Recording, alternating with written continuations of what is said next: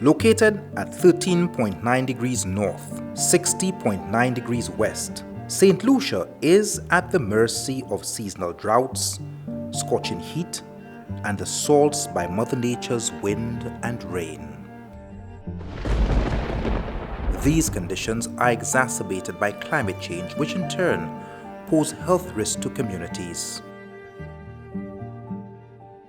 According to the IPCC's 6th assessment report, the average global temperature is 1.1 degrees Celsius warmer relative to changes between 1850 and 1900, thus causing more incidents of heat stroke, heat exhaustion, and dehydration. Pregnant women, people with heart and respiratory conditions, young children and older persons, as well as outdoor workers, are more vulnerable to these impacts.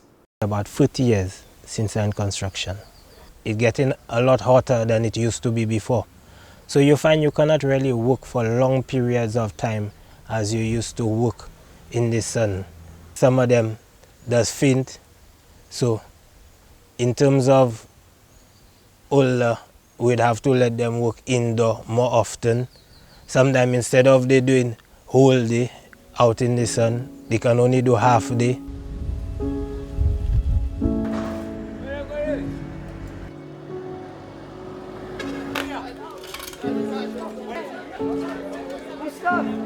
I caught dengue after Hurricane Thomas, and I attribute that to stagnant waters, breeding grounds for mosquitoes. That itself was a horrible experience. High fevers, hospitalized for 1 day. And a few weeks after that, 3 of my family members got chikungunya. Increases in weather events bring out surges in contamination of drinking water, bacteria, viruses, and toxic chemicals in floodwaters, mold, and difficulty accessing healthcare services, prescribed medication, and supplemental oxygen. This poses greater health risk to the elderly, disabled, and lower income households. We also get diarrheal illnesses as well, as foods may not be readily available for the population. The increases in temperature as well has severe health effects, from developing skin cancer later on. Also respiratory and cardiovascular illnesses we see with the heat, the increases in the temperature of the environment.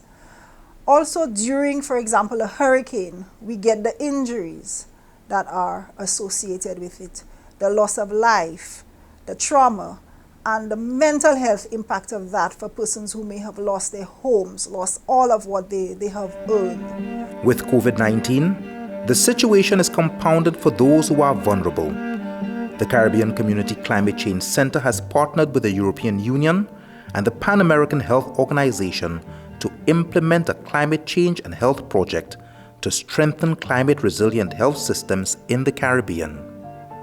In Saint Lucia, the project is expected to address 4 lines of action that include supporting Caribbean health leaders in their engagement nationally, regionally, and internationally, highlighting the relationship between health and climate change, supporting public health preparedness, and the development of mitigation policies to address climate risk, and facilitating access to resources to address the vulnerabilities of health systems to climate change.